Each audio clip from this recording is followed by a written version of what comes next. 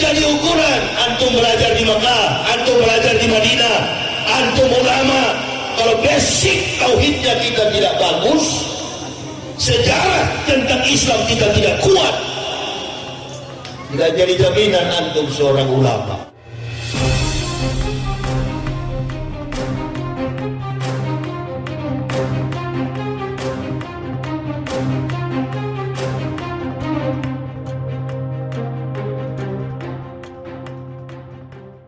Saya waktu masuk Islam setelah saya disunat, 3 hari kemudian saya ajak istri saya, ayo mak kita sholat subuh. Tengok kemana pak? Sudah tengok ke jendela. Saya pikir di mana ada jendela kamar itu kiblat. Karena saya sakit pakai sarung pegang-pegang begini, saya suruh istri saya, kawan, saya dan dulu panggil istri kawan, ente jadi imam, aneh jadi makmum. Berapa kali pak? Sudah nggak suket 20 kali. Pikir saya makin banyak sujud makin banyak pahala. Ada kemana pak? Tengok ke sana, saya bilang, di jendela. Orang Islam pasti tengok jendela itu. Karena baru 3 hari masuk Islam, baru 3 hari, belum tahu apa-apa, belum tahu tuntunan sholat. Ada ke sana, sampai mus-musan dia. Dia baca tuh Al-Fatihah itu, tapi dia nggak sampai Al-Fatihah. Mulai lagi. Dia baca Al-Fatihah, ditulis pakai Latin. Bismillahirrahmanirrahim. Saya bilang cepat sedikit. 20 kali kalau model begini besok sore selesai. Sujud saya tidak bisa sujud. Kenapa? Karena baru potong. Berdiri duduk. Masya Allah, sujud berdiri, belum tahu. Bahkan tidak pakai ruku, berdiri langsung ke bawah. Innalillahi. Begitu 20 rakaat, rupanya diintip oleh orang yang menuntun saya, Kiai Haji Komarun Sofa. Dia tengok dari pintu jendela kaca nako itu, dia gedor pintu. Pak Yahya, kok tadimu sampai ngos-ngosan berapa kali? Saya bilang 20 kali Pak Yahya. Sholat subuh itu cuma 2 rakaat. Ini tuntunan sholat lengkap. Dikasihkan sama saya buku warna kuning, tuntunan sholat lengkap, doa dan wirid. Diberikan jam 5 pagi, setengah 10 pagi, Al-Fatihah sudah di luar kepala saya dan 17 ayat-ayat pendek. Nah, di luar kepala saya. Di luar, kalau di dalam masih gini-gini, masih bocor. Nah ini, kalau di dalam masih baca. Kalau. Ya sudah, sekaligus saja orang Indonesia suka dangdut. Kalau ada satu beri untuk. Itu kalau di dalam. Kalau sudah di luar, udahlah, apapun pasti teringat, apalagi ayat-ayat Allah. Pada Kiai, oh begini ya, hurufnya begini ya, kayak bahasa Ibrani ya. Ya Ustaz, alif, bet, wa, alif, bet, gimel, dalet, he, waw, syin, ket, tet, yod, kaf, lamet, mem, nun, samek, ayin, pesade, kofresi, simpau. Penulisannya pun dari kanan ke kiri. Makanya orang Yahudi kalau dia sembahyang, dia mengucapkan syahadat, Shema Israel, Yahweh Elohenu, Yahweh Echad. Dengarlah Israel, Tuhanmu adalah Yahweh, dan Yahweh itu Ehad, atau dalam bahasa Arabnya Ahad. Hampir sama. Orang Yahudi kalau bahasa hari-hari dengan orang Filistin, Palestina, dia menggunakan speak Arabik, bahasa Arab. Karena Ibrahim adalah orang Arab, dulu bukan namanya Arabik, bahasa Arabik, bahasa Arab yang dipakai oleh Ibrahim sampai kepada keturunannya. Jadi kita mesti paham tuh sejarah itu. Nabi Muhammad bukan Nabi yang baru. Nabi Muhammad sebelum datang ke dalam dunia ini sudah ratusan ribu tahun disampaikan oleh para Nabi. Secara khusus yang mengatakan akan datang Nabi Muhammad adalah Nabi Isa alaihissalam. Jadi bukan Nabi Isa di Kristen sana Yesus lakum diblukum waliyadin. Kalau kita bikin maulud, ada nggak Bapak Ibu lihat spanduknya foto Nabi Muhammad? Ada kali. Ada nggak? Kenapa Nabi Muhammad itu nggak ada fotonya? Karena di zaman beliau memang tidak ada tukang. Saya ada fotonya karena memang sekarang ada media, ada handycam, ada handphone, ada kamera yang bisa mengambil face, postur daripada manusia, dijadikan sebagai gambar. Tapi di zaman dulu nggak ada. Karena timbul pertanyaan, kalau di zaman Rasulullah tidak ada tukang foto, bagaimana mungkin dengan Nabi yang 576 tahun sebelum Muhammad ada fotonya? Itu aja kok repot. Tanyalah sama orang Kristen, foto siapa ini? Itu foto artis Hollywood. Ya memang benar, yang bermain pada film The Passion of the Christ, penderitaan Kristus yang dirilis di Yerusalem, kemudian diusir oleh tokoh-tokoh Yahudi. Karena Yahudi mengatakan kami tidak pernah membunuh Yeshua HaMashiach. Cerita penyaliban Yesus Kristus adalah dongeng.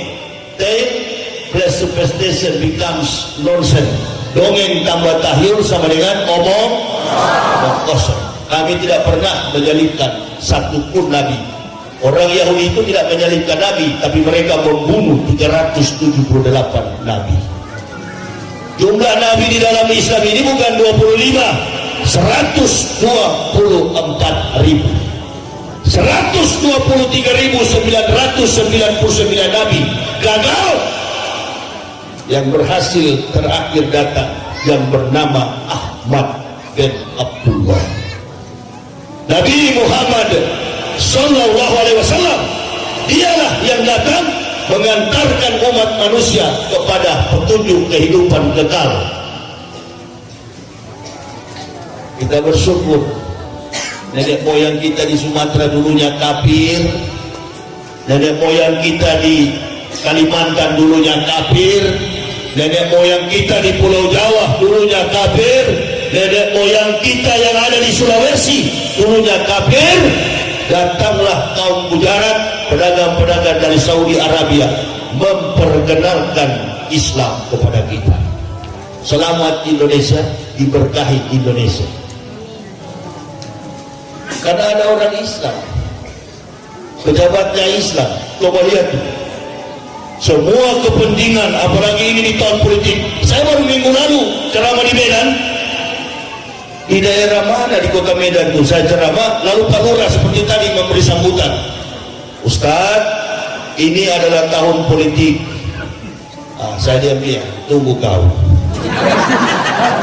Begitu saya ceramah dan saya katakan, Pak Lurah, ini bukan tahun politik, ini adalah tahun kekacauan politik. Saling curiga kita kalau begini, saling curiga. Kenapa? Ibarat pemain, wasit sudah jadi pemain, itu yang bikin kacau. Kalau ditanya kenapa juga umat Islam terbelah, terpecah, jawabannya sederhana, karena Pak Maruf Amin jadi cawapres itu.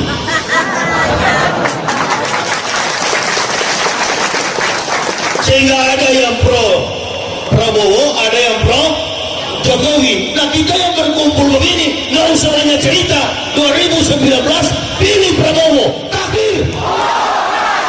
Gak usah pakai politik. Yang pilih Jokowi silakan, paling sedikit. Biar aja kau sakit hati di situ. Besok-besok diundang lagi Abu Jomos ke sini, Ngabulin ke sini. Saya ini orang dari kafir, bukan pro Prabowo, bukan juga pro Jokowi.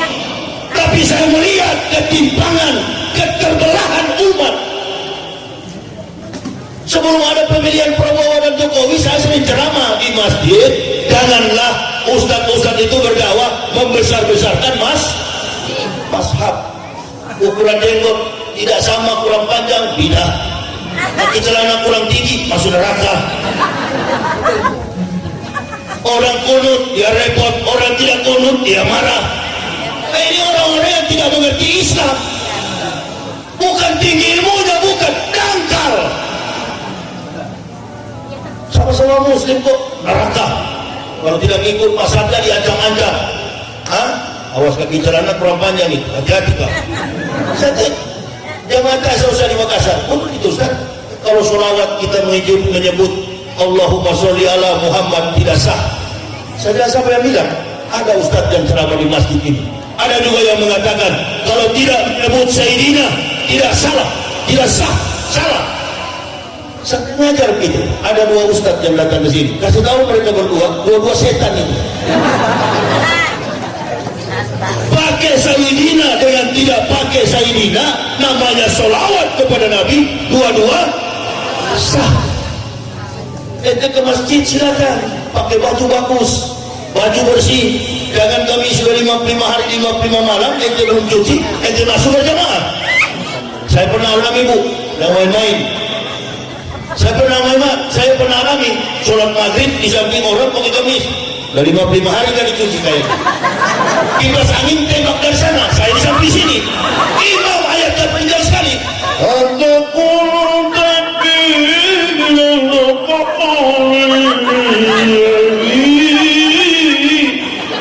Saya di samping sudah mau mabuk. Apa nih mau berhenti? Nah ini tidak boleh. Pakai yang masih bersih, masih bagus, nah itu Islam. Dan kedua, jangan juga ada bertuliskan Prabowo Sandi di belakang Jokowi Ma'ruf. Nanti bukan sholat kita nyodok, tidak apa. Ini persatuan Islam, ditekankan betul itu. Satu waktu saya di Masjid Al-Musyawarah Kelapa Gading mau sholat zuhur, diminta panitia Ustaz kasih kuliah zuhur, siap. Datang saya. Jadi waktu datang saya sunatul masjid. Di depan saya ini ada anak muda gendut hitam, pakai jeans agak sempit, nggak jauh, dia di depan, saya di belakang. Begitu dia duduk tawaruk salam, kelihatan lubang di sini. Kalau putih nggak apa-apa lah, ini hitam pekat, seperti salon itu. Kelihatan lubangnya. Waktu saya salam, astagfirullah. Terus saya sholat, saya tegur, sini deh. Ente kalau menghadap Allah, ente menghadap lurah pakai baju sopan nggak? Sopan pak. Ini menghadap Allah. Anda lihat tadi belakangnya muncul lubang. Ya, lain kali kalau mau sholat pergi ke mihrab, bilang sama imam pinjamnya sarung. Tapi emang siapa? Gua mau ceramah, gua ustad. Maafkan. Nggak usah maaf, lu bersyukur lu. Yang di belakang bukan Bang Ipul.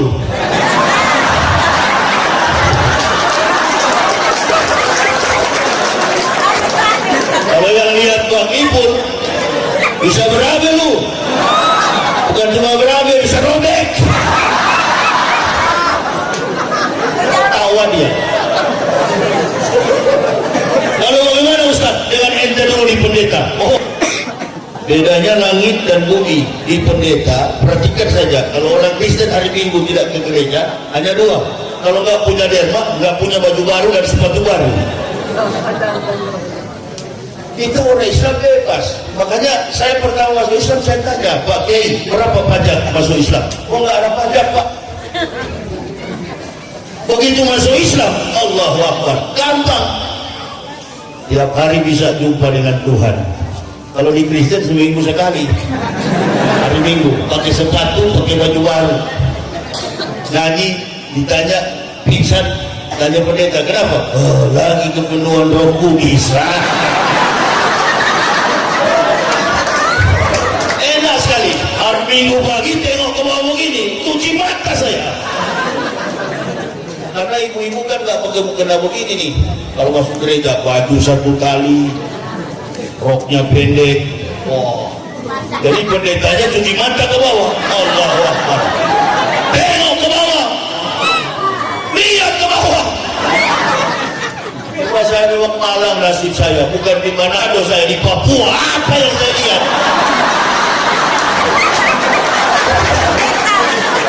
Duduk aja Pak, duduk jangan berdiri Pak, duduk aja. Saya nggak bisa diseramin, saya orang yang seram juga. Duduk aja Pak, kalau nggak saya berhenti. Saya nggak bisa diseramin.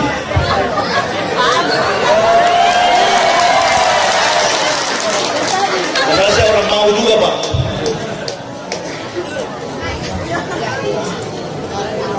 Tengok ke bawah begini, Allahu Akbar. Cuma malang nasib saya di Irian. Apa yang saya mau lihat ke bawah?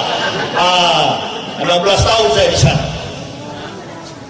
Pindah ke Manado, pindah ke Papua, pindah lagi di Kalimantan. Detik-detik terakhir saya sudah mau masuk Islam. Dan mimbar gereja saya dan saya katakan, hei domba-domba sesat, masuklah Islam. Panggil psikiater, periksa, barangkali gila di Yahya ini. Tersebar seluruh Indonesia, itu pendeta gila yang masuk Islam. Allahu Akbar. Saya nggak marah.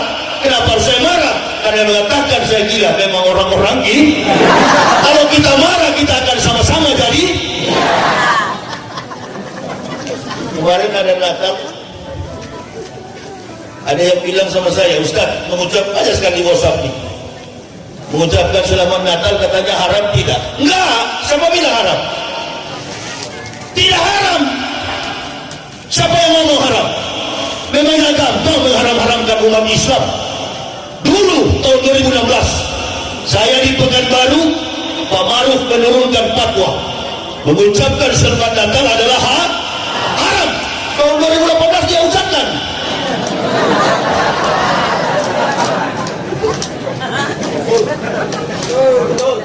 Pendeta Dr. Abineno, pendeta terkemuka di dunia. Semua orang Kristen tahu kalau bilang Abineno, penulis buku dogmatika Kristen. Dalam bukunya Kristen pada abad pertama, Badan Perpustakaan Kristen 1961 halaman 64. Abineno mengatakan, kami tidak tahu tanggal, bulan dan tahun berapakah Yesus dilahirkan. Semua pendeta sebenarnya kalau jujur tidak tahu tanggal, bulan, tahun berapakah. Karena tanggal 25 Desember itu adalah hari kelahiran anak Dewa Matahari. Jadi kalau ibu bapak ikut-ikutan sebut Natal, selamat Natal, selamat Natal, bukan haram. Sama-sama goblok dengan kafir itu. Haram tidak. Ada jamaah saya datang ke saya, Ustaz, saya tiap tahun, mau saya orang Jerman Kristen, setiap kali perayaan Natal saya diundang beri sambutan. Saya Muslim, apakah boleh Ustaz? Boleh. Karena ente pura-pura sariawan. Ente belajar ikro enggak? Belajar. Nah itu nun, Natal, nun, ente ganti go. Ba, ente ganti go. Jadi kalau disuruh mengucapkan Natal, pura-pura sariawan. Kalian hari gadal dan tahun Arab. Begitu, apa mahrusnya? Mahrusnya begitu. Tajwidnya, selamat hari gadal dan tahun Garo. Karena kalau gatal harus di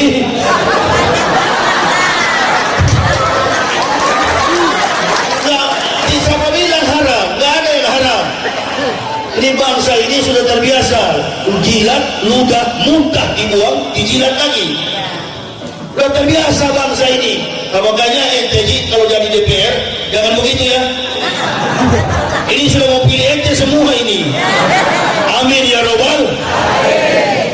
Kalau sekali perjuangkan Islam, perjuangkan betul-betul. Kendati dipecat dari partai politik.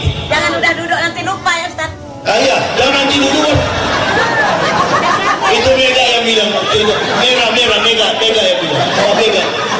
Mega, warna merah itu, Mega. Assalamualaikum enggak? Assalamualaikum. Assalamualaikum. Nah, Mega, warna merah. Kata Haji Saudi, Ibu Mega juga jangan nyinggung-nyinggung umat Islam. Ya, kebetulan namanya Mega. Ibu juga jangan suka musuhi umat Islam ya, Bu Mega ya. Jangan juga ibu ngomong tidak butuh suara umat Islam, jangan ya Bu ya. Jangan, karena orang kafir pun politikus butuh suara orang Islam.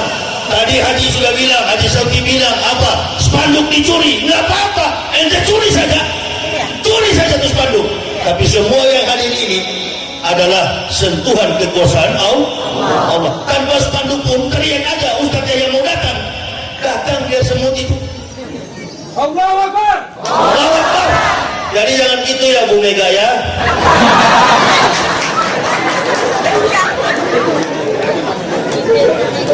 Nah, kemarin kan banyak kabar-kabar jangan pilih orang Islam. Nah, tadi Ibu Mega bilang jangan lupa Ji. Jadi balas juga ke beliau ya. Makanya juga jangan lupa, jangan ngomong tidak butuh suara orang Islam. Padahal orang Islam sudah tua pun ente tarik. Sampai ketir tapi Allah. 20 November saya di Gedung Medan International Convention Center. 20 November Pak Maruf dengan Yusuf Mansur. 21 November saya petugas di situ ngomong sama saya di gedung AMCC. Ustaz, kemarin Pak Maruf di sini banyak yang hadir 3